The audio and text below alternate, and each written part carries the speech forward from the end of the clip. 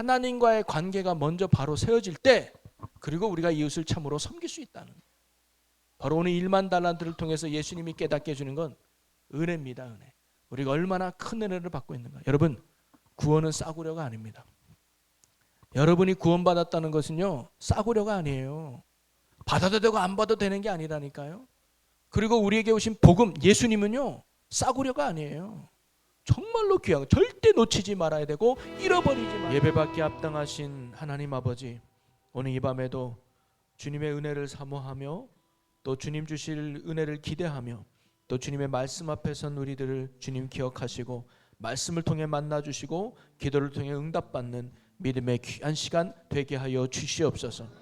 주의 은혜가 아니면 살아갈 수 없는 너무나 연약한 우리들이기에 오늘도 주의 은혜를 의지하고 능력을 의지하고 힘을 의지하려고 하오니, 성령님 오늘 이 밤에도 충만하게 임하사 주님 주시는 능력으로 내 삶 속에서 주의 뜻을 이뤄가는 영광과 축복의 삶을 사는 우리 모두가 되게 하여 주시옵소서. 그래야 오늘 이 밤에도 말씀을 통해서 주실 하나님의 은혜 가운데 큰 깨달음과 또 힘이 얻게 하여 주시고, 또 주 예수 이름을 붙들고 간절히 기도할 때 충만하게 성령이 임하여 주시고 문제가 해결받고 우리의 연약함이 강해지고 부족함이 채워지는 은혜와 축복의 시간이 되게 하여 주시옵소서.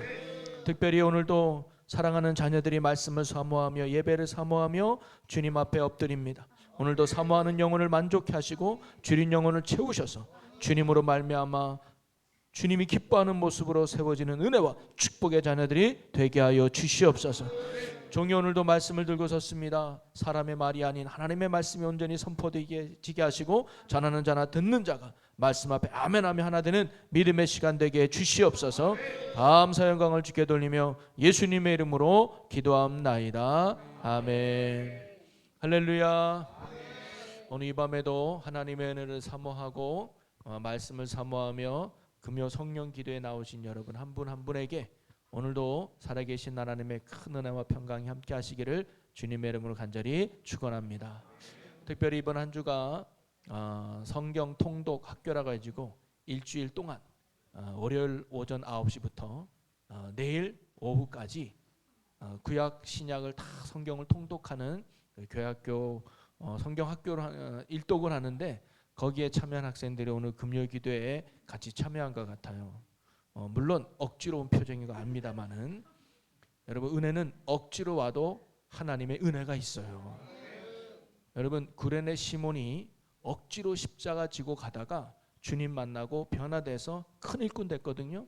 여러분 싫어도 억지로라도 말씀의 자리, 기도의 자리, 은혜의 자리에 오면 그것이 복이 되고 그것이 영의 은혜가 될 줄로 믿습니다. 우리 옆에 분에게 인사합시다. 잘 나오셨습니다. 사랑하고 축복합니다. 할렐루야. 아멘. 여러분 지난주 설교 제목 말씀 아시죠? 네, 대답 안 해도 압니다. 다 여러분이 순수하고 겸손해서 다 알아요. 제가요 충청도 사람들이 말을 짧게 하고 이렇게 하지만 그게 말이 짧고 느려서가 아니라 그만큼 여유가 있는 거 아니겠습니까? 여러분 느린 것과 여유가 있는 거는 다르거든요. 그래서 충청도 사람이 그렇게 멋있어요. 그래서 재미난 이야기가, 어떤 할머니가 이렇게 어떤 사람이 그 시골을 방문했어요. 그래서 여기 천둥오리가 있어요.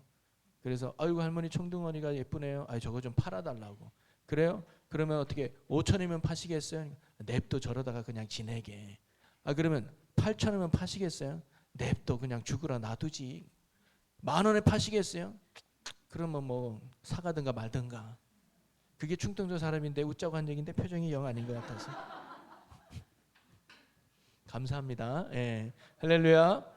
자, 저는요 주일마다 마태복음을 읽고 있습니다. 자, 여러분 마태복음의 주제가 뭔지 아십니까? 네, 하나님 나라예요. 그래서 하나님 나라를 우리에게 주기 위해서 오신 분이 예수님. 그래서 예수님이 하나님 나라 가는 유일한 길이요 진리요 생명이고 구원자 되는 거 아닙니까? 그래서 복음이라는 말은 예수님을 상징하는 거예요. 예수님이 복음이야. 그래서 천국의 복음이에요. 여러분 복음이라는 말이 성경에 처음으로 등장한 게 아니에요. 그 당시 복음이란 말이 쓰고 있었습니다. 그러면 예수가 우리의 구원자로 오신 이 기쁨의 소식을 뭘로 표현할 수 있을까? 복음이에요. 유앙겔리온. 그래서 전에 제가 마가복음 할 때도 이 복음의 의미를 얘기했지만 복음은요 3가지. 쉽게 말하면 전쟁에서 승리했다는 소식을 전할 때 복음이라는 말을 썼고요. 왕이 태어났을 때 복음이라는 말을 쓰고요. 내 빛이 탕감받아서 자유의 몸이 되었을 때 복음이라고 했어요. 즉 복음은 생명과 연결됐어요. 내가 살아나는 유일한 힘, 이걸 복음이라 해요. 바로 예수님이 우리의 복음으로 오셨다. 바로 하나님 나라를 우리에게 주는. 그래서 하나님 나라 핵심이 뭐냐면 생명입니다. 생명. 왜 생명이냐? 하나님의 나라는 하나님이 통치하시고 하나님이 다스리는 나라이기 때문이에요. 자, 살아계신 하나님이, 능력의 하나님이 나를 다스릴 때 우리의 인생은 어떻게 될까요? 여러분, 사람은요 누구와 함께 지내느냐에 따라서 그 사람의 삶이 달라지는 거 아닙니까? 로마서 14장 17절은 이렇게 말하고 있습니다. 자, 로마서 14장 17절 같이 읽어보겠습니다. 시작. 하나님의 나라는 먹는 것과 마시는 것이 아니고 오직 성령 안에 있는 의와 바울은요 하나님의 나라는 어떤 나라냐? 먹고 마시는 것이 아니요, 먹고 마시는 것은 이 땅에 있는 것들 아닙니까? 즉 하나님이 나를 만난다고 해서, 하나님이 나를 다스린다고 해서, 내가 천국 백성이 됐다 해서 이 얼굴이 원빈되진 않아요. 여러분의 얼굴이 예뻐지는 건 아니에요. 인상은 달릴 수 있지만, 쌍꺼풀이 어떤 사람이 쌍꺼풀이 서리고 머리가 없던 사람이 머리가 생기고, 이렇게 외모나 환경의 변화가 아니에요.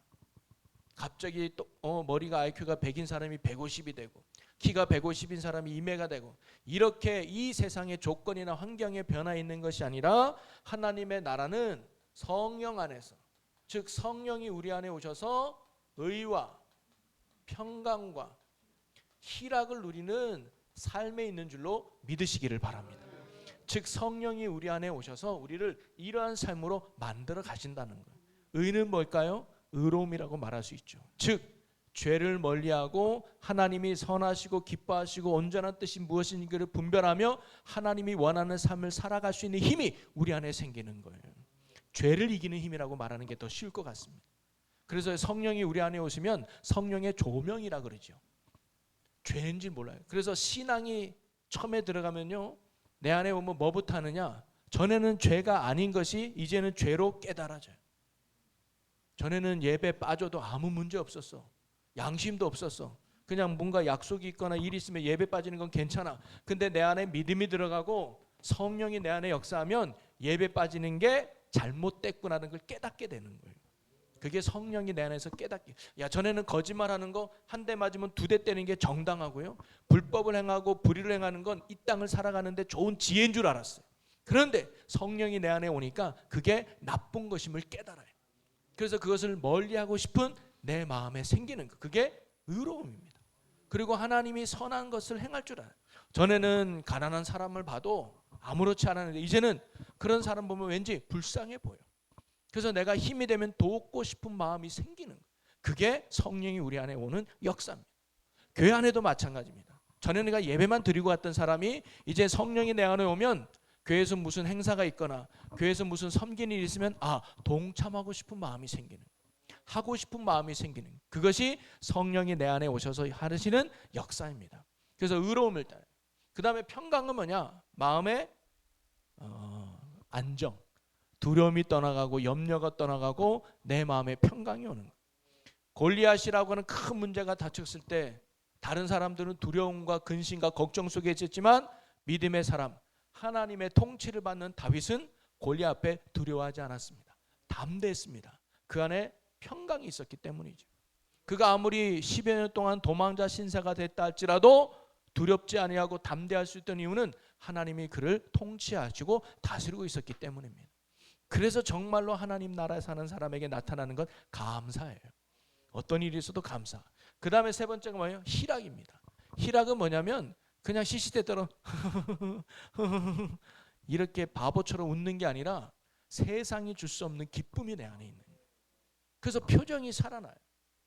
그래서 얼굴만 봐도 이 사람이 기쁨이 있는 사람이구나, 이 사람이 즐거움이 있는 사람이구나 나타난단 말이죠.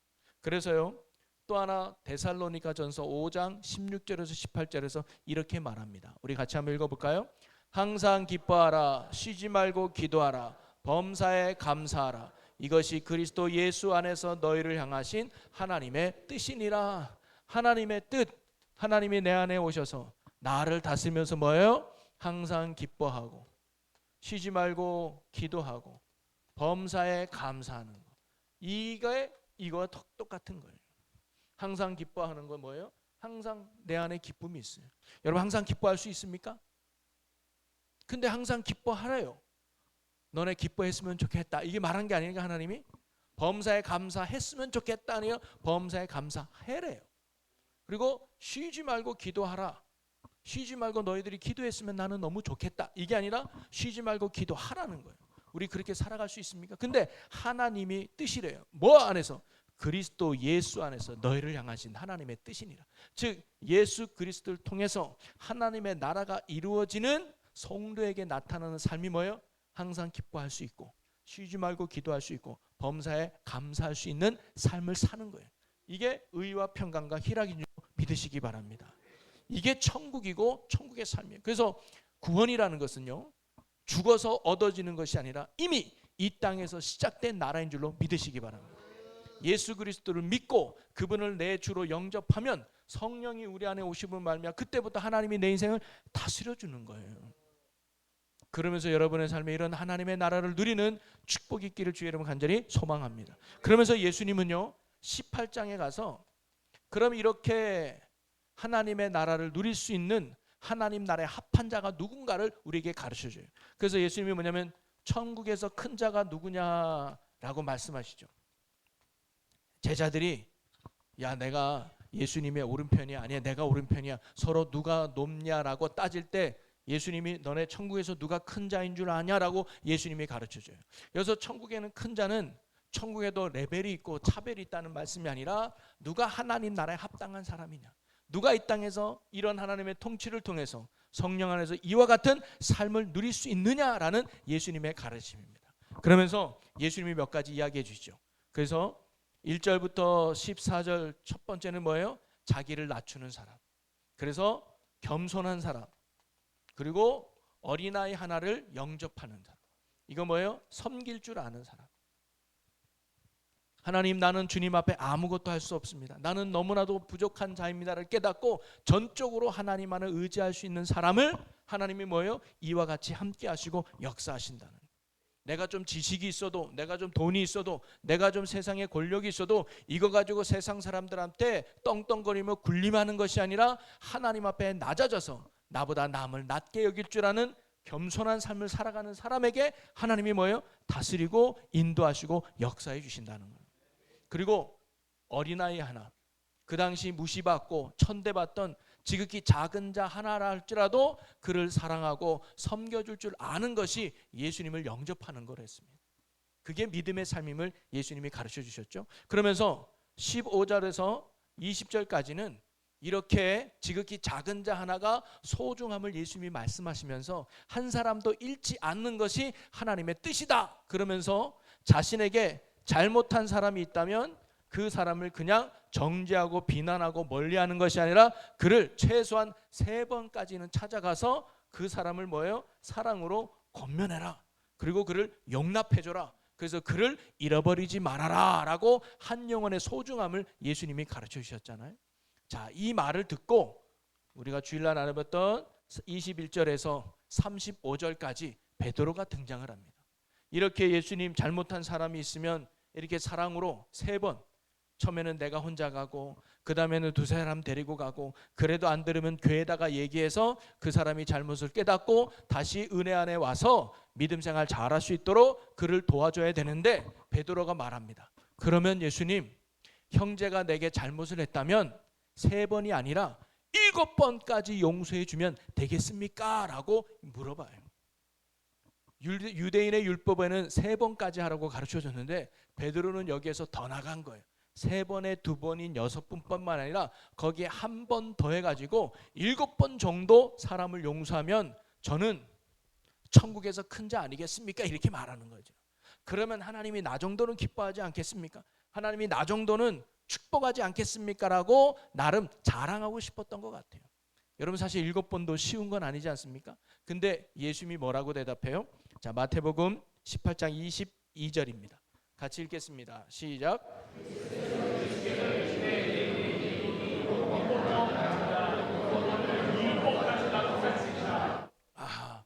베드로야, 7번이 아니고 7번을 70번씩이라도 해라. 7번이 70번이면 몇 번이에요? 우리 하진아, 7번이 70번이면 몇 번이에요? 7번이 70번이면 몇 번이지? 그래 맞아. 그래 맞아. 490번이잖아요. 77에 490번을 용서하라는 말이 아니라 490번이라도 해라. 이 말은 뭐냐면 횟수에 상관없이 용서해줘라, 이런 말이거든요. 즉 베드로는요, 이 용서가요, 횟수가 중요하다고 생각했습니다. 횟수가 많으면 그래도 하나님이 기뻐하겠지. 횟수. 그런데 예수님은 횟수가 중요한 게 아니에요. 뭐가 중요하느냐? 마음이 중요하다는. 이미 내 마음의 그를 용서하고 사랑하면 횟수는 중요한 게 아니에요. 내가 그를 마음에 품고 용서해주면 횟수는 490번이 아니라 4900번도 용서가 가능하다. 그래서 마음의 용서를 해주라는 게 예수님의 가르침인데, 이게 쉽냐고요? 여러분, 쉬워요, 어려워요? 한번 여러분이 용서하는지 안 하는지 제가 시험해 보겠습니다. 제가 무작위로 싸대기를 때릴 테니까 한번 저를 용서해 주시기 바라겠어요.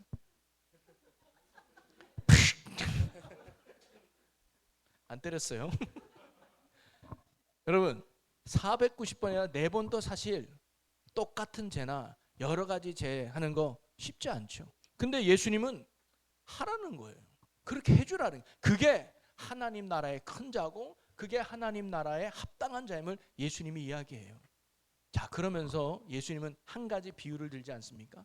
소위 1만 달란트 빚진 자의 비유를 하면서 왜 우리가 용서해야 하는지, 그리고 용서할 수밖에 없는지를 예수님이 이 비유를 통해서 우리에게 가르쳐 주시려고 해요. 자, 그러면서 저는 두 가지로 오늘 한번 같이 또 정리하며 나눠보려고 하는데요. 이 비유 여러분 아시죠? 비유를 설명하면 어떤 임금 주인이 있어요. 근데 종 하나가 있어요. 근데 종이 이 주인에게 1만 달란트를 빚졌어요.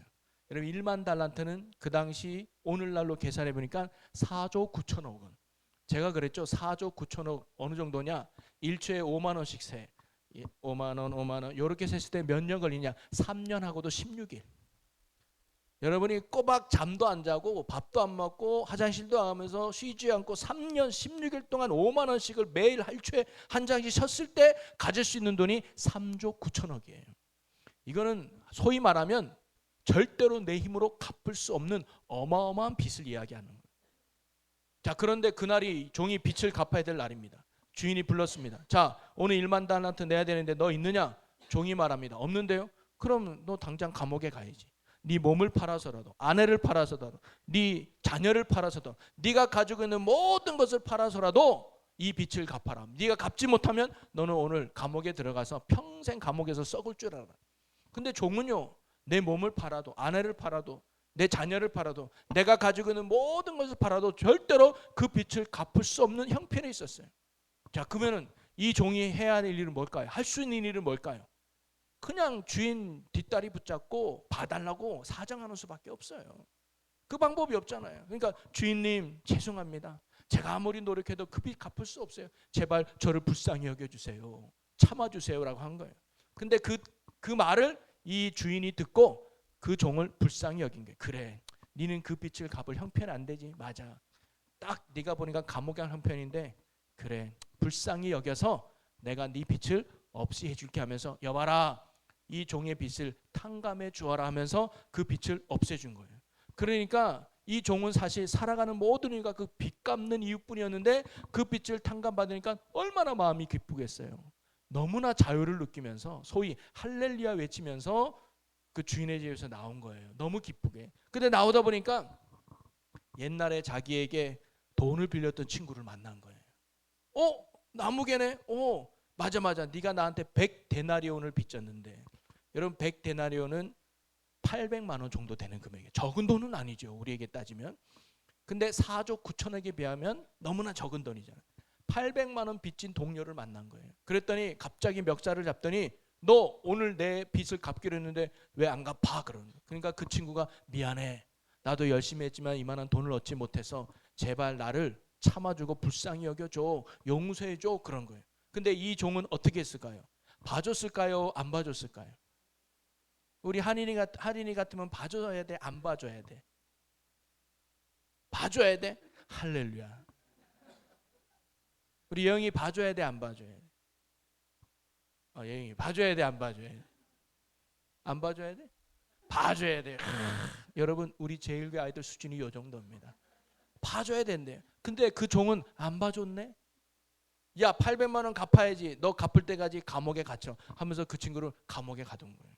근데 그걸 지켜보고 있던 한 동료가 있었어요. 주인한테 가서 얘기한 거예요. 주인님, 오늘 아침에 주인님에게 1만 달란트나 되는, 쉽게 말하면 4조 9천원이나 빚을 탕감받은 종이 있지 않습니까? 그래, 있지. 내가 불쌍해서 봐줬잖아. 그런데요, 그 종이요, 자기한테 800만 원 빚진 사람을 용서하지 못하고 옥에 가뒀다네요.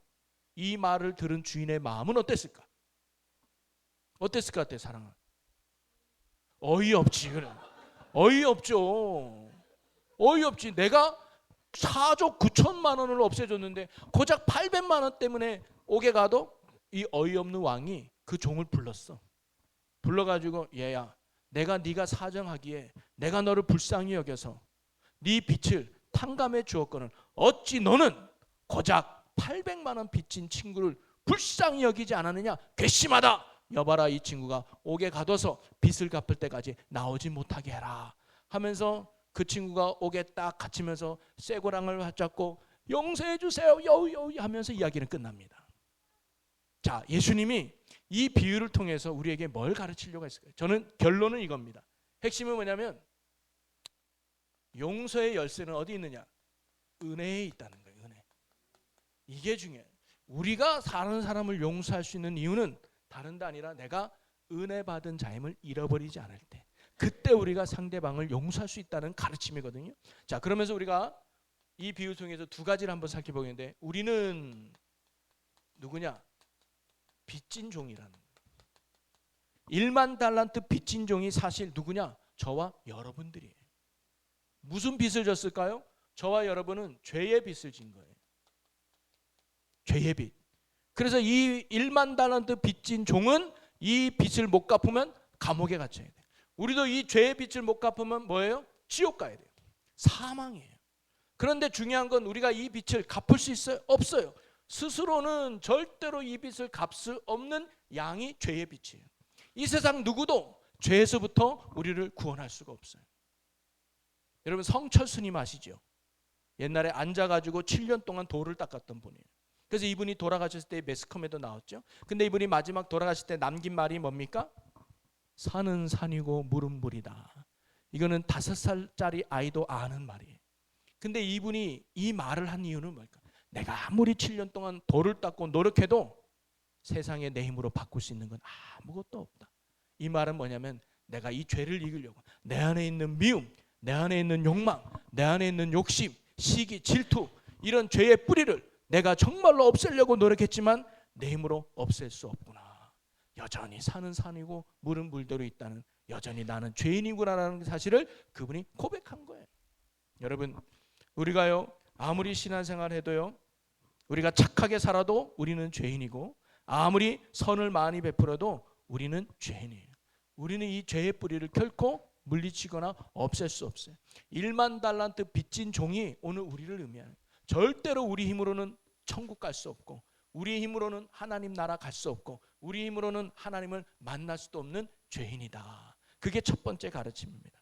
자, 그 다음에 중요한 건, 우리가 이렇게 스스로 죄의 빚을 갚지 못하면 어떻게 될까요? 종처럼 주인을 찾아가서 뭐냐? 회개하는 것밖에 없다는 거예요. 나를 불쌍히 여겨달라. 주인님, 나를 불쌍히 여겨주세요. 주인님, 나를 긍휼히 여겨주세요. 내 힘으로는 절대로 이 빚을 갚을 수 없습니다. 내 힘으로는 절대로 천국 갈 수 없습니다. 내 힘으로는 절대로 구원받을 수 없습니다. 주님, 나를 불쌍히 여겨주세요라고 예수님 앞에 나가서 뭐예요? 회개해야 돼요. 이런 회개할 때 하나님이 우리를 용서하여 주시고 은혜를 베풀어 주는 줄로 믿습니다.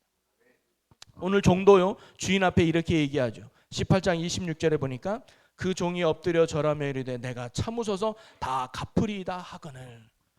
참아주세요. 용서해 주세요. 저를 감옥에 보내지 말아주세요. 어떻게든 제가 한번 갚아볼게요. 부디 저를 좀 불쌍히 여겨주세요. 그게 종의 마음이에요.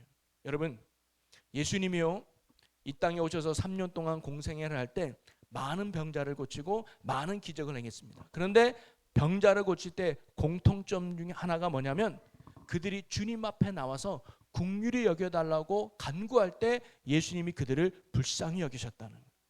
예를 들어서 두 군데인데 두 맹인이 마태복음 20장에 보면 두 맹인이 등장합니다. 두 맹인이 예수님께 이렇게 말해요. 마태복음 20장 30절 같이 읽어봅니다. 시작.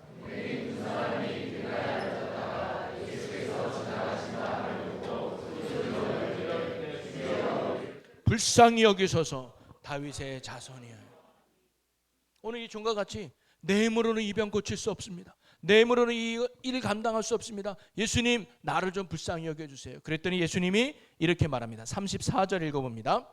예수께서 불쌍히 여기사 그들의 눈을 만지시니 곧 보게 되어 그들이 예수를 따르니라. 아멘. 불쌍히 여겨달라고 간구했더니 예수님이 그를 불쌍히 여겨주신 거예요. 또 여러분 마가복음 1장에 보면 나병 환자가 등장해요. 그 나병 환자가 예수님께 이렇게 합니다. 자, 마가복음 1장 40절 함께 있습니다.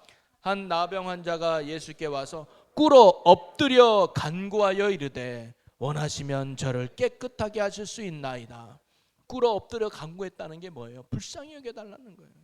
주님이 아니면 나는 이 병 고칠 수 없습니다. 주님 아니면 나는 살아날 수 없습니다라고 엎드려 간구한 거예요. 그랬더니 예수님이 41절에 이렇게 하죠. 함께 읽습니다. 예수께서 불쌍히 여기사 손을 내밀어 그에게 대시며 이르시되 내가 원하노니 깨끗함을 받으라 하시니 아멘. 바로요 예수님이 어떤 영혼을 치료하고 구원할 때는요 먼저 그 영혼에 회개가 있었다는 겁니다. 간구함이 있었다는 겁니다. 주님 나를 불쌍히 여겨주세요. 내 힘으로는 천국 갈 수 없습니다. 내 힘으로는 하나님과 만날 수 없습니다. 내 힘으로는 하나님의 은혜 안에 살아갈 수 없습니다. 내 힘으로는 내 인생의 문제 해결할 수 없습니다. 하나님 나를 불쌍히 여겨주세요라고 하나님 앞에 나가 회개하며 간구할 때 하나님은요 그 누구도 외면하지 아니하고 모든 간구함을 들으시고 용서해 주시는 하나님이심을 믿으시기 바랍니다. 그래서요 성경에도 보면요 주님 앞에 나와 회개하는 자를 용서해 주신다고 했습니다. 이사야 55장 6절에서 7절 말씀 한번 같이 읽겠습니다. 너희는 여호와를 만날 때 찾으라. 가까이 계실 때에 그를 부르라. 악인은 그의 길을 불의한 자는 그의 생각을 버리고 여호와께로 돌아오라. 그리하면 그가 긍휼히 여기시리라. 우리 하나님께로 돌아오라. 그가 너그럽게 용서하시리라. 아멘. 여러분 하나님은 용서의 하나님이에요. 긍휼히 여겨주시는 하나님이에요. 우리를 구원해 주시는 하나님이에요. 그런데 먼저 오기를 원하시는 거예요. 먼저 주님 앞에 엎드리기를 원하고 회개하기를 원하고 간구하기를 원하시는 거예요. 여러분 누가복음 15장에 탕자 비유하시잖아요. 둘째 아들이 아버지의 재산을 가지고 멀리 외국으로 갑니다. 허랑방탕하게 살아요. 쫄딱 망해요. 그런데도 아버지가 그 아들을 찾아가지 않습니다. 야, 너 이거 꼴이 뭐냐? 당장 이리 와라고 아버지가요 사람을 시켜서 할 수 있는데 아버지는 가지 않습니다. 아버지는 문 밖에서 아들이 오기만을 계속 기다리는 거예요. 그리고 아들이 쫄딱 망하게 되고 죽게 생겼으니까 그때 아버지 생각이 난 거예요. 야, 우리 집에 가면 먹을 것이 많았는데 괜히 내가 아버지 떠나가지고 이렇게 고생하는구나. 내가 아버지한테 돌아가서 다시 살아야지 하고 그가 아버지께로 돌아왔을 때 아버지가 그를 콕 안아주셨습니다. 이게 뭐예요? 회개하는 자가 있을 때, 간구할 때, 주님 앞에 엎드릴 때 하나님이 우리를 콕 안아주시고 만나주시는 거예요. 만나주시는 후에 회개하는 게 아닙니다. 먼저 엎드릴 때 우리 하나님이 우리를 만나주시고 은혜 주시고 구원해 주시는 줄로 믿으시기를 바랍니다. 바로 이 종도 마찬가지였다는 거죠. 여러분 오늘도 우리의 기도를 들으시고 우리를 용서하시는 하나님의 그 은혜를 확신하고 주님 앞에 엎드리며 기도하며 회개하며 나가는 여러분이 되시기를 주의 이름으로 간절히 축복합니다. 자, 그러면서 우리가 두 번째로 깨달을 수 있는 진리가 있어요. 첫 번째가 우리는 빚진 종이고 두 번째 우리는 탕감받은 종이라는 거예요. 빚진 종에서 사망에 가서 지옥 갈 우리인데 이제는 뭐예요? 탕감받은 종이란 말이에요. 뭘로 탕감받았을까요? 하나님의 은혜로 우리가 구원받게 된 줄로 믿습니다. 오늘 이 종도요 1만 달란트 못 갚으면 감옥에 가야 돼요. 평생 거기서 지내야 돼요. 자유가 없어요. 근데 종이 주인에게 나를 좀 불쌍히 여겨주세요, 참아주세요라고 부탁을 했더니 이 주인이 그를 어떻게 여겼다고요? 불쌍히 여겼다고 봐요. 그래서 그 종의 빚을 탕감해 주었어요. 여러분, 이 주인이요, 종의 빚을 탕감해 줘도 되지만 안 해줄 수도 있잖아요. 안 해준다고 종이 따질 수 있었을까요? 아니 주인님, 제가 이렇게까지 사정하는데 왜 제 빚을 탕감해 주지 않습니까? 라고 따질 수 없어요. 한마디로 말하면 이 종이 탕감받은 이유는 전적인 주인의 은혜 때문이었습니다. 긍휼히 여겨주는 게 은혜고 탕감해 준 게 은혜 아닙니까? 그게 큰 은혜였다 이 말이에요. 여러분, 오늘 우리도 마찬가지예요. 우리도요, 하나님의 은혜가 아니면 죄인의 우리는 지옥에 갈 수밖에 없는, 사망에 가야 되는 연약한 존재들이라는 거예요. 그런데 예수님이, 여러분 구원은 우리에게 공짜라고 그랬잖아요. 우리에겐 공짜지만 예수님의 입장에서는 엄청난 대가를 지불한 거 아닙니까? 하나님이 인간의 몸으로 오셨고 십자가에서 죽기까지 우리를 사랑해 주셨습니다. 바로 이와 같은 하나님의 긍휼하심 때문에, 하나님의 사랑 때문에 저와 여러분이 구원받은 거 아니겠습니까? 그걸 잊지 말아야 된다는 거죠. 근데 중요한 건 뭐냐면 은혜의 가치입니다. 은혜의 가치. 여러분, 이 종에게, 종이 1만 달란트 빚졌다 그랬잖아요. 근데 1만 달란트 빚진 종에게 그 빚의 가치는 얼마였을까요? 거의 목숨보다 더 놀라운 은혜 아니었을까요? 이 빚을 탕감 못 받으면 나는 자유라는 게 없어. 아내도 못 만나고 자식도 못 만나고 뭐 돌아다니지도 못하고 감옥에서 평생 썩고 살아야 돼. 그런데 이 주인이 나에게 이 빚을 탕감해 주는 말미암아 아내도 만날 수 있고 자녀도 같이 만날 수 있고 자유를 누릴 수 있는 생명을 얻게 된 거예요. 그러면 이거보다 더 큰 은혜가 종에게 있을까요, 없을까요? 이 땅을 살아가면서 그 어떤 것보다도 가장 가치 있고 소중한 은혜는 빚을 탕감받은 은혜였을 거예요. 그렇죠? 바로 오늘도 마찬가지입니다. 저와 여러분에 있어서 가장 가치 있고 가장 놀라운 은혜는 무엇일까요? 물론 암에 걸렸다 고침받는 것도 놀라운 은혜일 수 있습니다. 아기가 없는 가정에 아기가 생기는 것도 큰 은혜일 수 있습니다. 성적이 나빴던 친구가 은혜로 성적이 좋아지는 거 큰 은혜일 수 있습니다. 좋은 곳에 취업하고 직장 얻고 좋은 사람 만나서 소위 이 땅에서 그래도 어느 정도 성공을 누리고 축복받는 건 좋은 은혜일 수 있습니다. 그러나 우리가 잊지 말아야 돼, 가장 소중하고 가장 가치 있고 가장 놀라운 은혜는 다른 게 아니라 무슨 은혜냐? 죄를 용서해 준 은혜예요. 천국 백성 삼아주신 은혜임을 잊지 마시기를 바랍니다. 여러분, 우리가 예수 믿는 이유는요, 사실 딴 데 있는 게 아니에요. 예수 믿는 이유가 뭐냐 물어보면 이유는 하나예요. 천국 가기 위해서 믿는 거예요. 부활의 열매 때문에 믿는 거예요. 여러분, 이 땅에 잘 먹고 잘 살기 위해서 예수 믿는 사람은요, 이거 생각이 달라요. 그건 다른 데도 많아요. 이 땅에서 성공하는 방법, 이 땅에서 잘 먹는 방법, 이 땅에서 리더십을 발휘하는 방법은 이 세상에 너무 많아요. 근데 우리가 예수를 믿고 따르는 유일한 이유는 다른 거 아니에요. 그분한테 천국이 있기 때문입니다. 왜냐? 그분만이 나의 죄를 사하여 주시고 지옥 갈 우리를 천국으로 인도하는 유일한 길이요, 진리요, 생명이기 때문입니다. 이 말은 뭐냐면 예수님이 아니면 이 땅에서 아무리 돈이 많아도 무슨 소용이 있냐고. 지옥 갈 건데. 예수님의 은혜가 아니면 이 땅에서 박사기가 몇 가 있어서 사람들에게 박수받는 놀라운 명예를 얻는다 할지라도 무슨 소용이 있어요? 지옥 가는데. 예수님의 은혜가 아니면 이 땅에서 아무리 인기가 많고 사람들의 박수를 받아도 무슨 소용이 있어요? 지옥 가는데. 이 땅에서 큰 돈이 무슨 소용이 있겠습니까? 지옥 가는데. 그러니 지옥 갈 나를 살려준 그 생명의 은혜가 가장 큰 거 아닙니까? 우리는 그걸 알아야 된다는 거예요. 지금 예수님은 이 비유를 통해서 그걸 말씀하고 있는 거예요.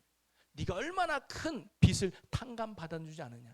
쉽게 말하면 네가 얼마나 큰 용서를 받았는지를 아느냐. 그걸 지금 예수님이 잊지 말라고 우리에게 가르치는 거예요. 베드로야, 네가 고작 490번? 근데 네가 얼마나 큰 죄를 용서받았는지, 네가 얼마나 큰 은혜를 받았는지 네가 그걸 깨닫는다면 490번이 아니라 4,900번도 용서할 수 있을 거야. 그게 예수님의 오늘 말씀의 가르침이에요. 그러면서요, 예수님의 마지막은 뭐냐면 우리가 이제 은혜를 받았다면 이 은혜를 헛되이 여기지 않는 자가 되라는 말씀입니다. 그래서요, 고린도후서 6장 1절에 이렇게 말합니다. 우리 같이 읽어봅니다. 우리가 하나님과 함께 일하는 자로서 너희를 권하노니 하나님의 은혜를 헛되이 받지 말라. 하나님의 은혜를 헛되이 받지 말라. 즉 말하면 바울이 말합니다. 믿음으로 구원 얻습니다. 예수 그리스도의 십자가 보혈로 여러분의 죄가 용서받아서 이제 여러분이 천국 갈 수 있고 하나님의 자녀가 되었습니다 라고 말했더니 사람들이 예수님 때문에 내 죄가 용서받았다고? 나 이제 천국 간다고? 그러면 내가 죄져도 되겠네? 왜냐하면 예수님이 나를 위해서 죽어서 천국을 가게 된다면 이제 내가 죄져도 상관없는 거 아니야? 물론 예수님을 믿는 사람이 죄를 지었다고 해서 그 죄 때문에 지옥 가는 건 아닙니다. 왜냐하면 여전히 내가 행위 때문에 구원받는다면 예수님의 십자가의 죽으심은 의미가 없죠. 예수님이 십자가에 죽으신 건 내 행위에 달리는 게 아니에요. 내가 죄를 졌다고 지옥 가는 게 아닙니다. 이제는 예수님이 이미 그 죄를 사하여 주신 거예요. 그러면 내가 죄를 져도 되겠네? 그게 어떤 사람이냐? 은혜를 헛되이 받는 사람이에요. 그것은 소위 믿음이 없는 사람, 은혜를 받지 못한 사람이 그런 말을 하는 거예요. 진짜 예수님의 은혜를 안다면, 진짜 그분이 믿어진다면 정말로 엉뚱한 짓하고 이상한 행동을 하겠느냐는 거죠. 오늘 그걸 얘기하는 거예요. 1만 달란트 빚진 종이 정말로 내가 큰 빚을 탕감받았다는 걸 깨달았다면 그가 100데나리온 빚진 자를 용서 안 해주겠냐는 거죠. 1만 달란트 빚졌다는 걸 잊어버리니까, 내가 1만 달란트 탕감받았다는 걸 잊어버리니까 100만 원이 귀해버리고 그 100만 원을 갚지 않는 그 사람이 미워 보이면서 그를 옥에 가두는 잘못과 용서하지 못하는 모습을 보여준다는 거예요. 그러면서 예수님이 오늘 우리에게 가르치는 것은 용서하라 이 말보다 은혜를 알아라. 여러분, 우리는요 1만 달란트 빚진 종이었습니다. 예수님이 아니면 저와 여러분은 죄송해요, 이 땅에서 아무리 잘 살아도 죽으면 지옥 가는 거예요. 고통과 아픔과 뜨거운 불이 있는 그곳에서 살아야 될 영혼들이. 근데 예수님이 자기의 모든 것들을 바쳐서 이 땅에 내려와서 우리의 죄를 사하여 준 거 아닙니까? 우리는 그 크신 은혜로 말미암아 용서받은, 구원받은 자들임을 믿으시기 바랍니다. 여러분, 복음은 공짜입니다. 하나님의 선물이에요. 구원은 하나님의 선물이에요. 그러나 그렇다고 해서 결코 싸구려가 아닙니다. 복음은 싸구려가 아니에요. 여러분, 예수님께 드리는 여러분의 어떤 그 물질보다, 세상에 나가는 내 놀이하는 것보다 더 가치가 없습니까? 예수님께 나와서 예배하는 그 시간보다, 친구들 만나서 노는 것보다 그게 더 가치가 없다면 아니에요. 복음은 그거보다 훨씬 가치 있는 거 아니겠습니까? 복음의 가치를 알고 복음을 귀하게 여길 줄 아는 것이 은혜를 아는 자의 모습이에요. 그래서 바울도 이런 고백을 합니다. 고린도전서 15장 10절 말씀 함께 읽습니다.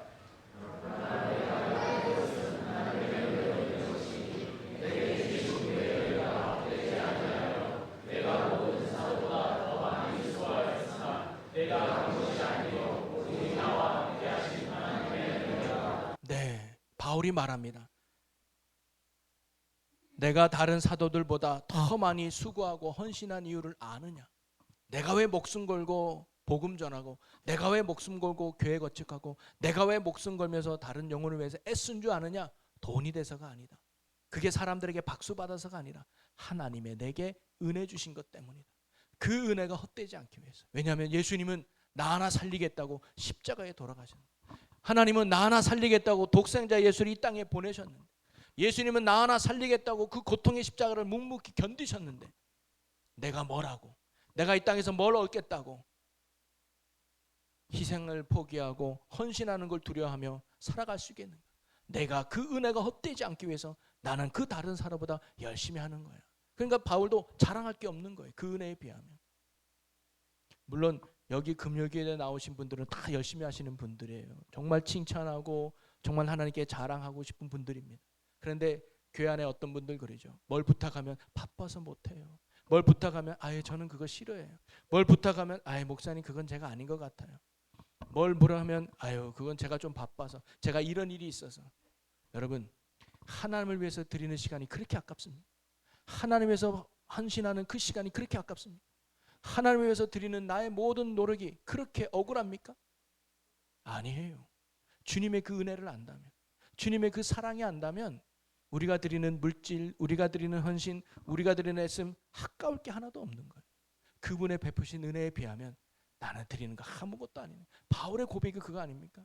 그런데 여러분, 바울에게 임한 그 은혜가 바울에게만 임한 은혜입니까? 저와 여러분에게 동일한 은혜 아니에요? 바울만 천국 갑니까? 바울만 예수 믿고 천국 갑니까? 오늘 저와 여러분도 동일한 은혜를 받은 자들 아닙니까? 근데 왜 바울만 그렇게 열심히 하고 우리는 안 해도 됩니까? 그게 아니라는 거죠. 목사님은, 여러분, 제가 받은 구원과 여러분의 구원은 다릅니까? 장로님이 받은 구원과 집사님이 받은 구원은 다른가요? 똑같은 구원이고 똑같은 은혜의 양이에요. 중요한 건 우리가 그 은혜를 알지 못한 거죠. 1만 달란트 빚진 종처럼 내가 얼마나 큰 빚을 탕감받은지 모르니까, 내가 얼마나 큰 은혜를 받은지 모르니까 여전히 우리는 용서하지 못하고, 여전히 우리는 헌신하지 못하고, 여전히 우리는 기도하지 못하고, 여전히 우리는 주님 앞에 나가지 못하는 거예요. 그러면서 오늘 예수님 비유가 그걸 깨닫게 해주는 거예요. 여러분, 우리는요 세상과 비교할 수 없는 놀란 은혜를 받은 자임을 잊지 마시기를 주의 이름으로 간절히 축복합니다. 그래서 예수님이 결론으로 35절에 이렇게 말하잖아요. 35절 읽어봅니다. 너희가 각각 마음으로부터 형제를 용서하지 아니하면 나의 하늘 아버지께서도 너희에게 이와 같이 하시리라. 아멘. 예수님이요 이 비유를 통해서 우리에게 그걸 가르쳐줘요. 주인의 마음을 이해해 봐야 돼요. 주인이요 왜 탕감받은 종을 불러서 다시 감옥에 가뒀을까요? 그가 은혜를 헛되이 여겼기 때문에. 내가 너를 그렇게 용서해 주었거늘 너는 어찌 그렇게 용서하지 못하느냐 하면서 주인의 마음이 속상했던 것처럼 하나님이 우리를 그렇게 여긴다는 거예요. 너희가 마음으로부터 형제를 용서하지 않으면 하늘 아버지께서도 너희에게 이와 같이 하시리라. 땅에서 매면 하늘에서도 매일 것이요 땅에서 풀면 하늘에서도 풀릴 것이다. 네가 이 땅에서 형제를 용서하면 하늘에서도 너를 용서해 줄 것이다. 그래서 예수님은 주기도문에 우리에게 이렇게 가르쳐 주셨잖아요. 마태복음 6장 12절에 보면 우리가 우리에게 죄 지은 자를 사하여 준 것 같이 우리 죄를 사하여 주시옵고. 우리 주기도문 때 늘 고백하잖아요. 하나님 내 죄를 용서해 주면 저도 형제 용서하겠습니다. 아니에요. 내가 먼저 형제의 죄를 용서해 줄 테니 하나님 우리의 죄를 용서해 주세요. 내가 먼저 이웃을 사랑하며 섬길 테니 하나님 나를 섬겨주시고 사랑해 주세요. 그게 순서라는 거죠. 여러분 십계명도 보면요 하나님과의 계명이 먼저 나온 다음에 이웃과의 계명이 있습니다. 하나님과의 관계가 먼저 바로 세워질 때 그리고 우리가 이웃을 참으로 섬길 수 있다는 거예요. 바로 오늘 1만 달란트를 통해서 예수님이 깨닫게 해주는 건 은혜입니다. 은혜. 우리가 얼마나 큰 은혜를 받고 있는가. 여러분 구원은 싸구려가 아닙니다. 여러분이 구원받았다는 것은요 싸구려가 아니에요. 받아도 되고 안 받아도 되는 게 아니라니까요. 그리고 우리에게 오신 복음 예수님은요 싸구려가 아니에요. 정말로 귀한, 절대 놓치지 말아야 되고 잃어버리지 말아야 될 생명이요 구원이요 능력이에요. 여러분 이 세상 그 무엇보다 구원받았다고니 은혜를 잊지 않고 그 은혜에 힘입어 사명을 감당하고 용서할 수 있는 여러분이 되기를 축복합니다. 마지막 제 간증을 하나 하면요, 아마 전에도 얘기한 것 같은데 우리가 이재철 목사님 간증을 아마 제가 주일날 했잖아요.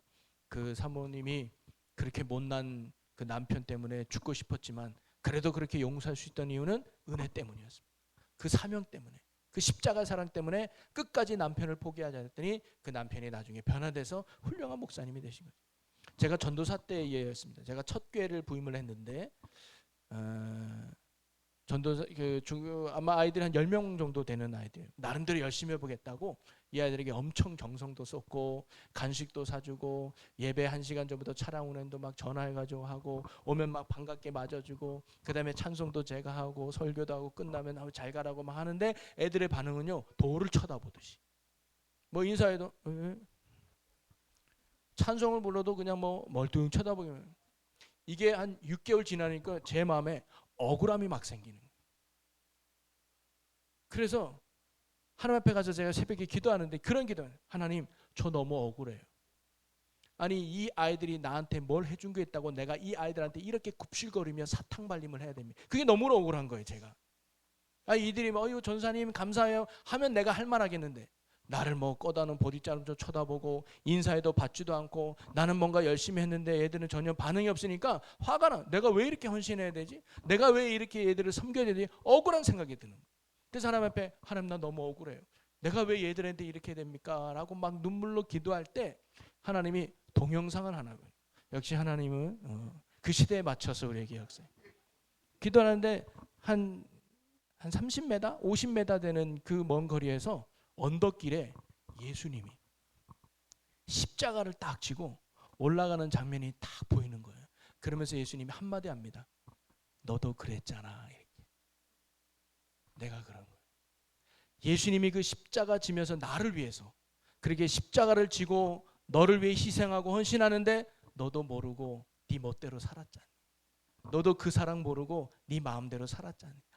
그 주님의 사랑이 확 느껴지면서요. 그랬군요. 제가 그 사랑을 모르고 제가 너무 허투루 살았군요. 죄송해요 하면서 회개하면서 다시 그 안에 머무니까요. 이제 내 안에 그 주님의 사랑이 들어오니까 그 다음부터 그 아이를 바라보는 눈이 제가 달라져요. 그 아이들은 똑같아요. 근데 예수님 같이 어떤 마음이 드냐? 불쌍히 여기는 마음이에요. 알고 보니까 그 아이들이요. 전도사님이 너무 자주 바뀌었어. 3개월에 바뀌고 1년에 바뀌고. 그러니까 아이들이 정을 안 둔 거예요. 그러니까 이 전도사님도 왔다 가겠지 뭐 이런 생각이 있었던 것 같아요.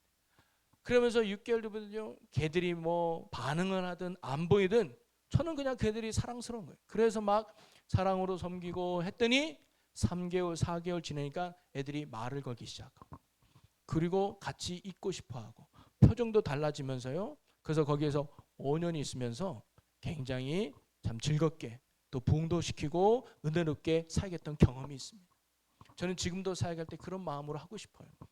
지금도 물론 좋은 분들도 많지만 왜 상처 주고 아픈 분이 없겠습니까? 왜 힘들게 하는 분이 없겠습니까? 그런데도 이런 마음이 들면 다 용서해요. 저도 전화해서 욕도 들어봤어요. 쌍욕도 들어봤어요.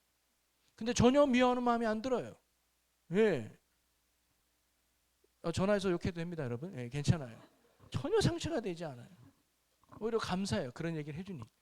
근데 그게 뭐냐면 마음으로 용서가 되면요. 그 사람이 뭘 해도 괜찮아요. 그냥. 근데 마음으로 용서가 안 되면요. 이를 악물고 몇 번 되지만 그 다음부터 터지더라고요. 오늘 주님 우리에게 그걸 원하는 것 같아요. 여러분 우리가 십자가의 은혜라는 큰 은혜를 받은 자들 아닙니까? 그걸 잊지 않는 자가 되었으면 좋겠습니다. 언제나 예수님의 사랑, 언제나 예수님의 은혜, 그 은혜와 사랑이 우리 안에 가득하다면 그 힘으로 우리가 이웃을 사랑하고 또 사명을 감당하며 헌신할 수 있는 게 아니겠습니까? 내 힘으로 용서하려면요 못해요. 베드로처럼 7번 하면 많이 하는 거예요. 그러나 내 안에 주님의 사랑으로 채워지고 그분의 은혜로 가득 차면 우리도 용서하고 사명 감당하며 하나님이 원하는 삶을 살아갈 수 있지 않겠습니까? 저도 그렇게 되기 위해서 매일매일 은혜 안에 머물려고 노력해요. 여러분도 그와 같이 은혜 안에서 충만하게 감사하며 나아가는 저와 여러분이 되길 주님의 이름으로 간절히 축복합니다. 그러면서 오늘 이 시간 찬양은요 은혜라는 찬양을 우리가 함께 불렀으면 좋겠어요.